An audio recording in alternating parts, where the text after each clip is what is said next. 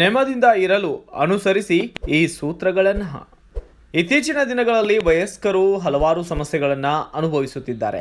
ಮಾನಸಿಕ ಸೇರಿದಂತೆ ಆರೋಗ್ಯ, ಆರ್ಥಿಕ ಒಕ್ಕಟ್ಟು ಸೇರಿದಂತೆ ಹಲವು ಸಮಸ್ಯೆಗಳನ್ನು ಎದುರಿಸುತ್ತಿದ್ದಾರೆ. ಹಾಗಿದ್ದರೆ ಇಂತಹ ಸಮಸ್ಯೆಗಳಿಂದ ಹೇಗೆ ಹೊರಬರಬೇಕು ಎಂಬುದರ ಕುರಿತು ಇಂದು ನಾವು ತಿಳಿದುಕೊಳ್ಳೋಣ. ಜೀವನದಲ್ಲಿ ಕೆಲವೊಂದಿಷ್ಟು ಸರಳ ಸೂತ್ರಗಳ ಬಳಕೆ ಮಾಡುವುದರಿಂದ ನಮ್ಮ ಜೀವನವನ್ನೇ ಬದಲಾವಣೆ ಮಾಡಿಕೊಳ್ಳಬಹುದು. ಹಾಗಿದ್ದರೆ ಬನ್ನಿ, ಯಾವುದು ಆ ಸೂತ್ರಗಳು ಎಂಬುದನ್ನು ನೋಡೋಣ.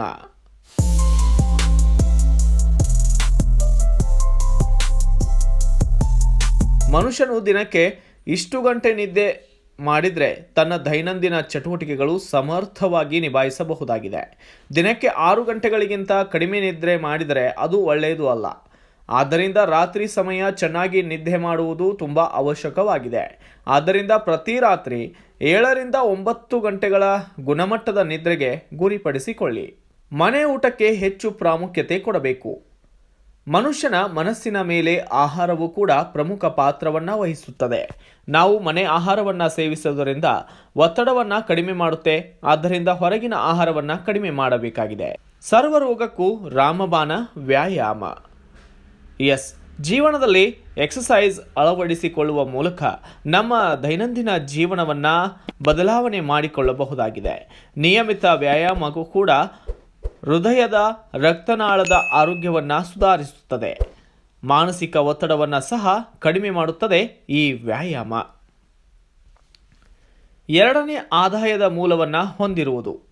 ನೀವು ಗಳಿಸುವ ಸಂಬಳದಿಂದ ನೀವು ತೃಪ್ತರಾಗಿದ್ದರೂ ಸಹ ಇಂದಿನ ಅನಿಶ್ಚಿತ ಆರ್ಥಿಕತೆಯಲ್ಲಿ ಕೇವಲ ಒಂದು ಆದಾಯದ ಮೂಲವನ್ನು ಅವಲಂಬಿಸಿರುವುದು ಅಪಾಯಕಾರಿ. ಸ್ವತಂತ್ರ ಹೂಡಿಕೆಗಳು ಅಥವಾ ಸೈಡ್ ವ್ಯಾಪಾರದಂತಹ 2ನೇ ಆದಾಯದ ಸ್ಟ್ರೀಮನ್ನು ಹೊಂದಿರುವುದು ದೀರ್ಘಾವಧಿಯಲ್ಲಿ ಆರ್ಥಿಕ ಭದ್ರತೆಯನ್ನು ಒದಗಿಸುತ್ತದೆ ಮತ್ತು ಹಣಕಾಸಿನ ಒತ್ತಡವನ್ನು ದೂರವಿಡುತ್ತದೆ.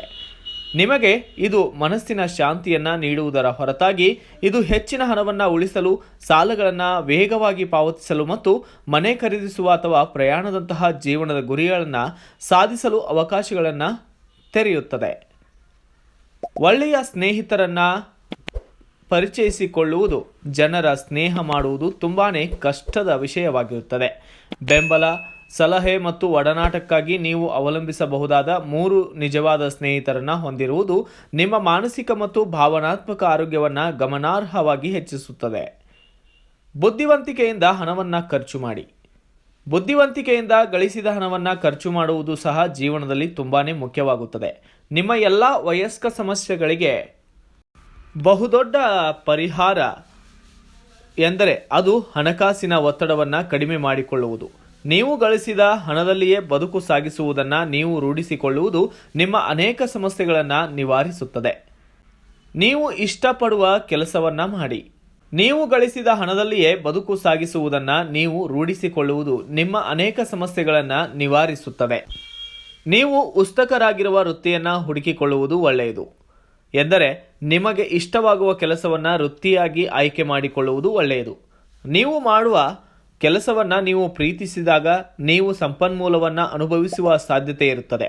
ನೀವು ಮಾಡುವ ಕೆಲಸದಲ್ಲಿ ಉತ್ಕೃಷ್ಟತೆ ಮತ್ತು ಪ್ರತಿದಿನ ಒಂದೇ ರೀತಿಯ ಉತ್ಸಾಹವನ್ನು ತೋರಿಸಲು ಪ್ರೇರೇಪಿತರಾಗಿರಿ.